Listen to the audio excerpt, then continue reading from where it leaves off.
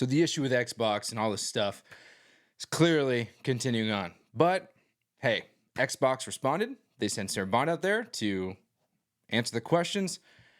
I don't know what this is about, but I figured if we're going to respond to it or react to it, I want to do it with you guys. So let's do it.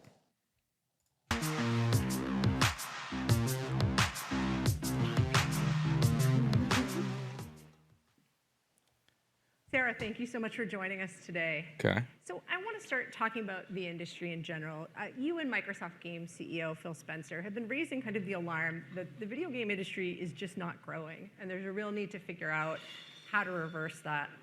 What's causing the issue, and how does Xbox turn it around?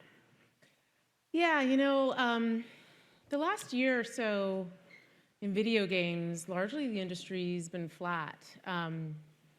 And even in 2023, we saw just some tremendous releases. I'm going to have to stop for a second. I'm not going to do that to her. Come on. Give me a good face. There we go. I don't know how true that is. Maybe for Xbox, but I don't know if the industry as a whole was flat.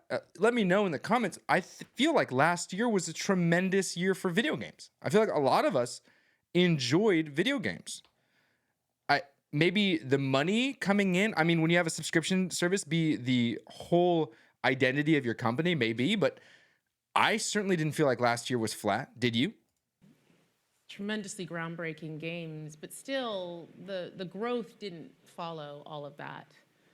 And a lot of that's related to our need to bring new players in, make gaming more accessible, but all of that has been happening at the same time that the cost associated with making these beautiful AAA blockbuster games is going up, and the time it takes to make them is going up. Okay, so there's kind of something I have an issue with when it comes to making a AAA blockbuster game.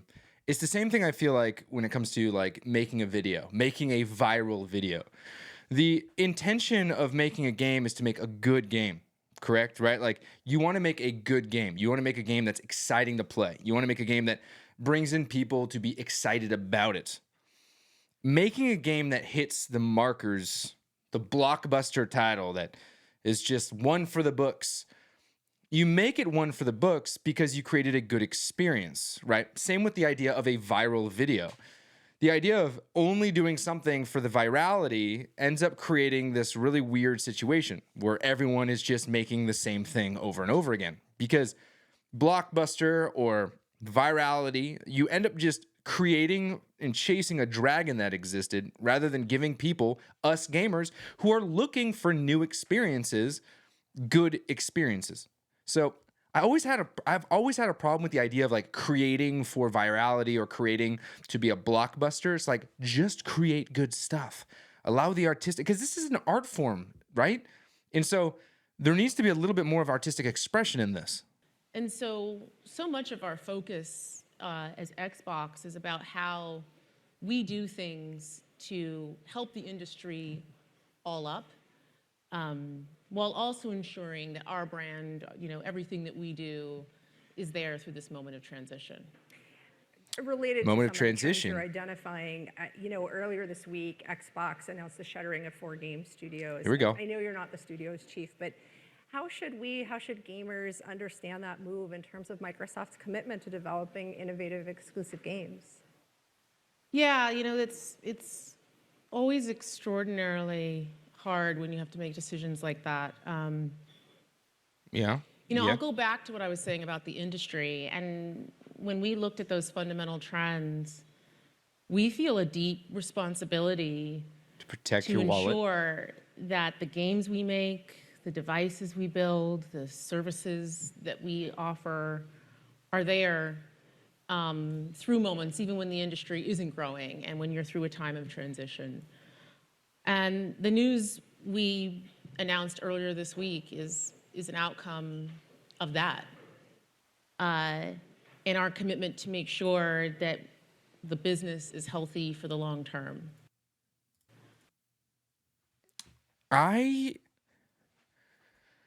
gonna let her cook. Let's see what she says. But that said, our commitment to having our own studios and working with partners to have games large and small. You know, we're a platform where you can play GTA, but you can also play Power World, where you can play Call of Duty, and you can also play Pentiment. That doesn't change. But hold on, wait a second. These aren't those aren't like opposite sides of this. That's not showing a spectrum of games. I don't quite understand like what that statement means. Like we're a platform that allows you to play these titles. I mean, these titles are, if I'm not mistaken, on multiple platforms. Are you like, is the statement like we can play all these games too? I'm trying to do my best in this too, guys, to like not come at it from a like screw you. I'm not going to be the person yelling. That's not me. If you want that, you can watch other people. I want to come at this from a very, very observatory, level-headed approach. I want to understand what's going on. I know that I personally feel like I'm, you know, I don't own an Xbox anymore. My channel was built on Xbox excitement, and at this moment, I feel like, you know, I kind of read the writing on the walls properly, but it's a different topic for a different time. Let's continue. And frankly, our commitment to Bethesda and the role that it plays is part of Xbox and everything we do. It's actually been pretty fantastic. I don't know if you've gotten a chance to check it out. The Fallout TV show was on Amazon, and it's been great to see people fall in love with that universe, but also what it's done for the games themselves and people going back and exploring everything that's inside of that. There's some other great things that are coming from our studios. That's later one this year. game. Indiana Jones and the Great Circle. I was a big indie fan growing up. Looks like you were. That's one game coming out. Like, hey, we shut down these 4 studios, but we also have a television show that got us excited about a game that had been out for such a long time. Okay. So you should check that out. But really right now for us and our teams, our focus is on the people impacted and doing everything that we can do to help them through this hard transition. I think one of the things that was most upsetting both to Xbox gamers and to employees is that, you know, one of the Shuttered studios in particular just created a hit game. Ooh, here we go. How do we do this? Shouldn't succeeding in that way ensure the future of a studio? You know, one of the things I really love about the games industry is it's a creative art form. Yeah. And it means that What's happening? Situation and what success is for each game and studio is also really unique. Like there's no one size fits all. That's not true. To it for us. Profits drive. And so purchases drive. Look at that's not true. Each studio, each game team, and we look at a whole variety of factors when we're faced with sort of making decisions and trade-offs like that.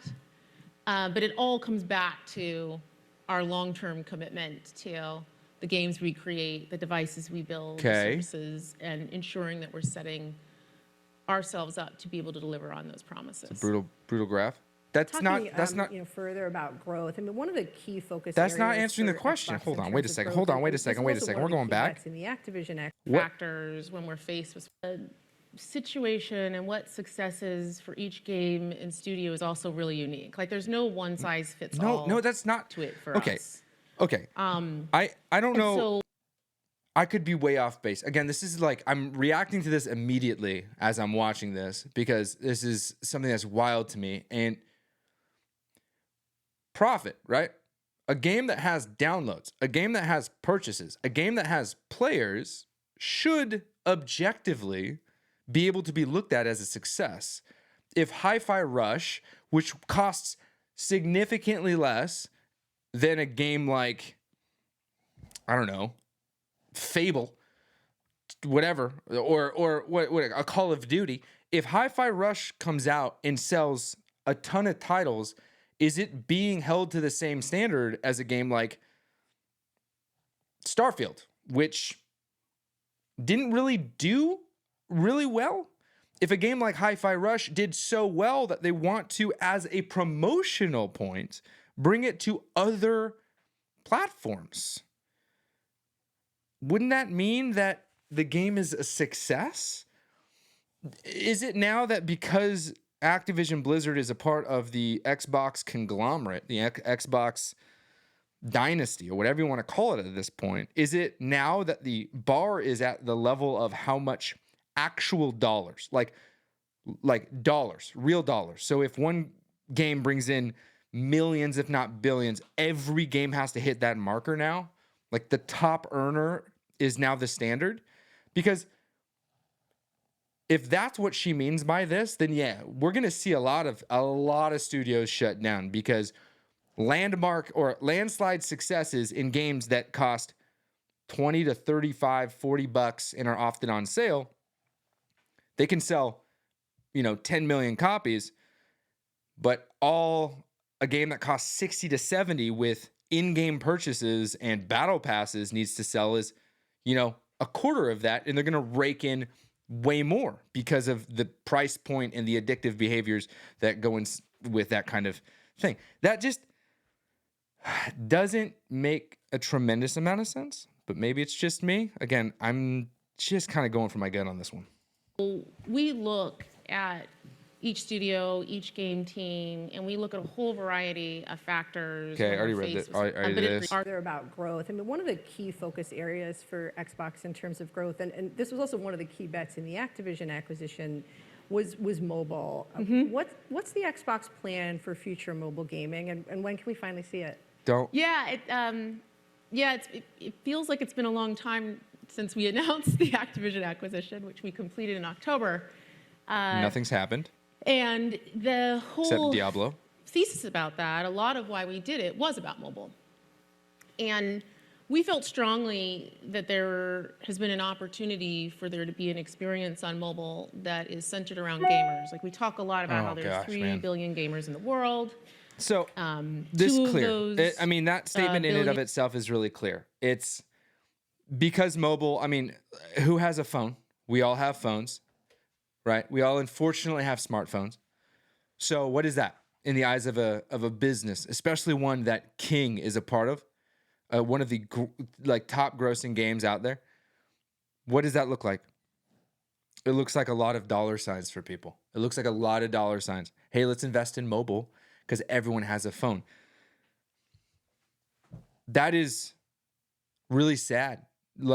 Because essentially what it does is it dilutes the very thing that we love, right?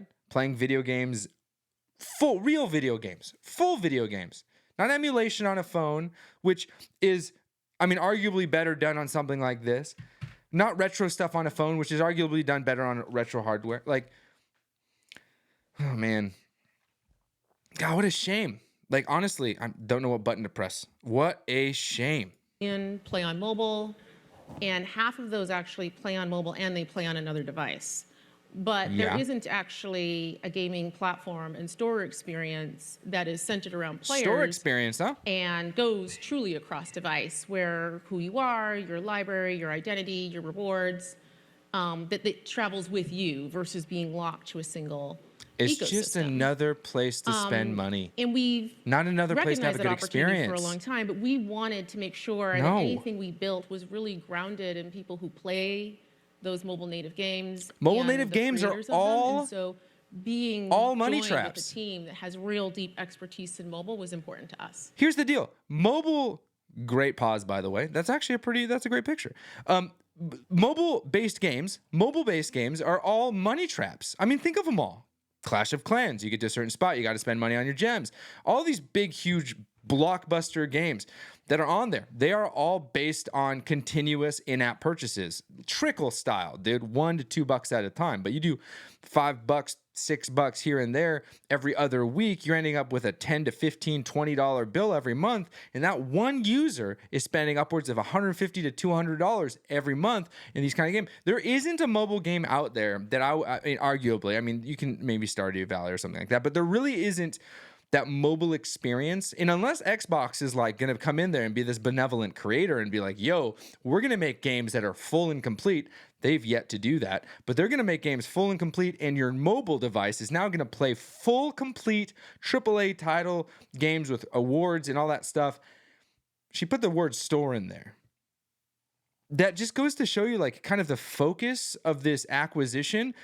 If the focus of the acquisition that this Activision acquisition, what is one of the biggest things in the Activision acquisition that people have been talking about for the past, years? Call of Duty. Every single person wants to know about Call of Duty. I don't care about Call of Duty, but I can't deny the fact that Call of Duty is the topic of conversation. And the first knee-jerk reaction when mentioned this acquisition was not only to mention that it feels like it's so long ago since it happened, but to talk about mobile gaming. And that one of the biggest reasons for this acquisition was mobile gaming. That doesn't look super good. But we are that now. And so in July, we are going to be launching our mobile store experience. We're going to start actually by bringing our own first-party portfolio to that. So you're going to see games like Candy Crush show up in that experience, games like Minecraft. Already and there? then we're going to extend that capability to partners so that they can also take advantage of it and have a true cross-platform, gaming-centric mobile experience. We're going to start on the web, and we're doing that because that really allows us to It's not have gonna be a it good an experience. that's accessible across all devices, all countries, no matter what, independent of the policies of closed ecosystem stores. And then we're going to extend from there. So I'm excited about it just because it's something that we've wanted to do for a long time. We've heard gamers talking about it for a long time. I don't We're now think at the so. point where we can take those steps. And so in July when it launches, we at that point at the beginning see Candy Crush and Minecraft in it, or how soon, or?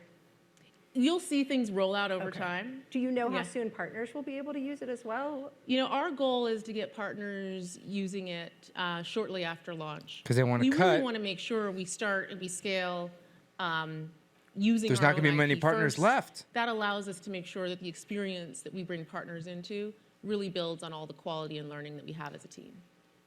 Another big discussion.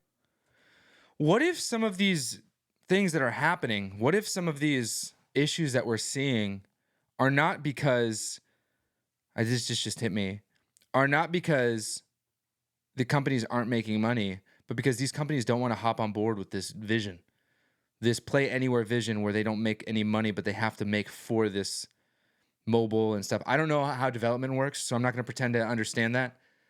But what if that's the thing? What if these studios are like, I don't want to make Hi-Fi Rush into a mobile game? And they're like, well, then we're not going to keep you going. What if that's the pushback? What if the pushback is, we don't want to create for a Series X, a Series S, a mobile device, a web browser, xCloud, and all this stuff, and still you're going to give our game away on your service? Maybe, what if that's what it is? It's tough to tell. It's tough to tell. I don't know. This is just speculation for me. Discussion point in the Activision acquisition was cloud gaming and how big that market really was. When will we really see it gain traction? Is it gaining users finally in any particular regions and scenarios? How is it doing? What do people use it for? Yeah, so, cloud gaming, for those that don't know, I don't know if everyone here in the audience is familiar with it, is just the ability to play a game natively from the cloud. So you don't need to actually have a piece of hardware in your home, and you can experience something that's AAA Xbox gaming on any device, To an extent. regardless of the local compute that you have. Yeah. And we have been investing in that for some time because we really believe that opening up sort of these beautiful immersive experiences to more gamers is important for industry growth, for developers, and we know people want to play those experiences. But see, that's the problem. And we're seeing That's the problem. Is this is the expectation is that we want to play on every single thing that exists. We don't. Opening up the floodgates and saying, hey, you can play Fallout 4 on any device that you own through xCloud is great. Fallout 4 is old. We want you to make good games. We want your $70 billion to actually mean something when you make that investment. And that's what we want as gaming enthusiasts. We want to see games and we want to play games. Tremendous growth there. We have more demand than supply in that area, and you'll see us rolling out more capacity, introducing more options for people to jump in. I don't think that she's play on the lying. platform. I don't think that she's saying stuff like we see more demand than we have capacity. Like, I don't think that that's a lie. What I do think is that it's there's a detachment from reality. You know, like when Phil Spencer said that a good AAA title is not going to sell a console, right? I think there's just a detachment. I don't know where this is coming from. It's really interesting to see. It's really interesting when you see someone make statements like this in a world where gamers as a whole are very, very, very attached to their experience, and it seems so out of touch. I don't look at her at all and say, like, this is your fault. It's not, and I don't even know why she was chosen to do this job specifically. Why the people who made the decisions to shut stuff down aren't answering these questions. Or at least they're with her to like, but I actually kind of feel bad that she had to take the brunt of this. She probably doesn't want to have these conversations. I mean, president of Xbox, okay, maybe that's what it is, but. And is it growing faster than the overall market? We were talking about the market Yeah, itself yeah. is down. Where is cloud gaming? It is growing fast in the overall market, really bringing in new players and growth for us. So it's an area where we're investing more and we're excited. I think that's not. Earlier this year, Why, though? Xbox announced for the first time that it was bringing a slate of Xbox-developed games, Xbox-exclusive games, to rival platforms, to Sony's PlayStation, Nintendo Switch. That obviously was a big change. It was a little bit unsettling for some of the Xbox hardware fans, but how is it going so far? Do you have any data about how the games are doing? Do PlayStation gamers really want to play Sea of Thieves? You know, it's early days yet, so Just say I don't have know. specific data to Okay, share, good. but we are really encouraged by the reception of our games. And one thing that I think it's important to note is, as Xbox, we've been putting games on other platforms for a long time. Minecraft is available pretty much universally. Yeah. The game is The all that teams at matters, not the Bethesda platform. Had games on other platforms. The teams at Activision Blizzard have games on other platforms. Okay. So it's a decision we just. Here's the thing. Here's the biggest thing that's so frustrating about these conversations. Whenever Xbox claims our studios have put games on other platforms, look at Activision, look at Blizzard. Xbox has yet to utilize that purchase. You can't look at the history of Activision Blizzard and be like, look, they've been putting stuff on other platforms for years. We've been doing this forever. No, your name is on the brand, but you haven't used the brand. Activision Blizzard King is owned, sure, has been acquired by Xbox, but Xbox has produced nothing with that purchase. So to use them as an example is asinine. Like, that is so ridiculous. We've seen it before when people are like, oh, when like, we have plenty of games on other platforms. Look at Call of Duty. Call of Duty is a terrible example because Call of Duty has existed on other platforms, every platform, forever. And nothing has released since the acquisition. They haven't created anything or utilized any of their resources. So that is always such a silly example. Just make on a game-by-game basis as we move forward and continue to execute on our strategy. I mean, at the same time, we've talked about mobile, we've talked about cloud. I mean, of course, Xbox itself's heritage is in console. And, the energy around the console right now is a little challenged. Many of the hardcore long-term customers are worried. They're worried about the release on other platforms. They're worried that that may indicate that Xbox is defocusing its own hardware. It is. What do you say to them? How do you make them feel like Xbox is still for them?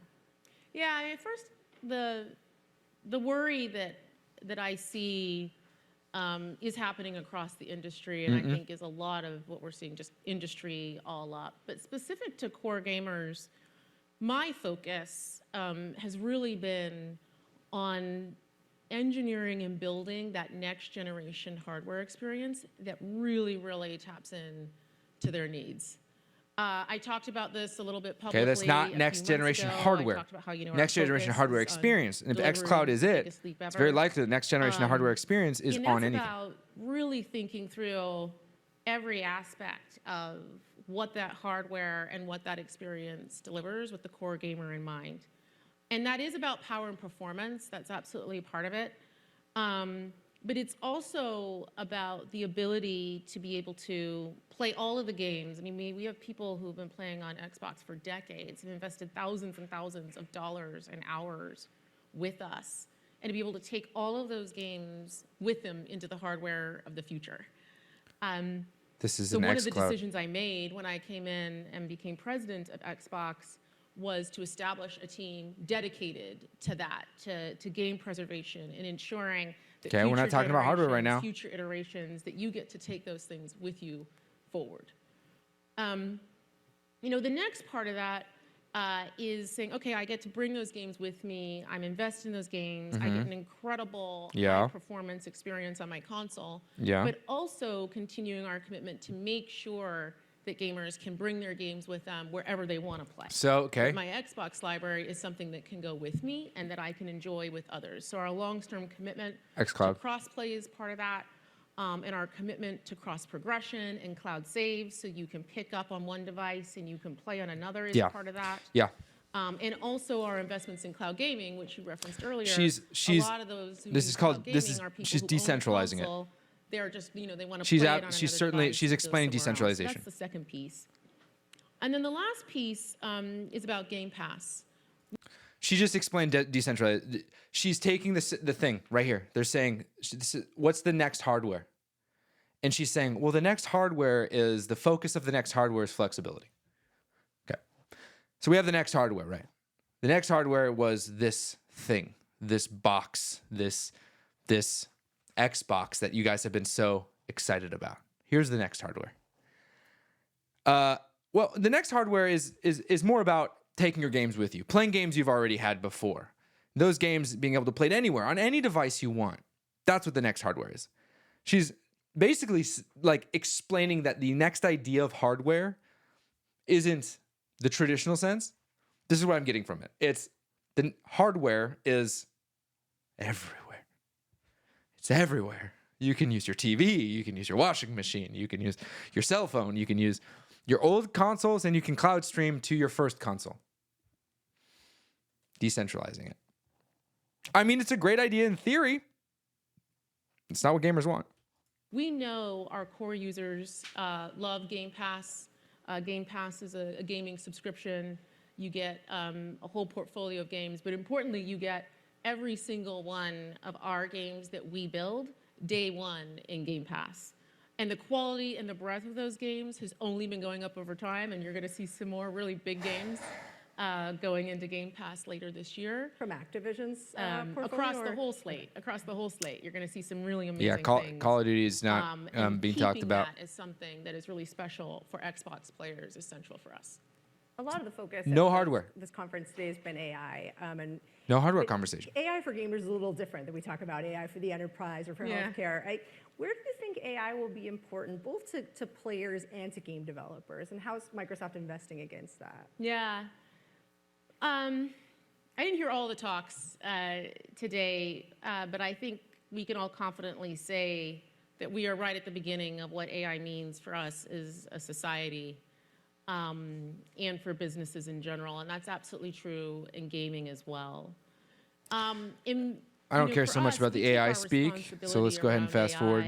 Is how we ensure that gaming AI is really crafted in a way that delivers unique and delightful game. We know that with that, there's just going to be a huge proliferation of gaming content and options out there. So that leads us very naturally to the next layer where we're investing a lot, which is around discovery and making sure that people can really be matched with the game experience that we know that they'll love, and that Hold on, wait a second. which is around discovery. and Wait a making second, wait a ton second. Of gaming content and options out there. So that leads us very naturally to the next layer, to build a game. we know that with that, there's just going to be a huge proliferation of gaming content and options out there. Great.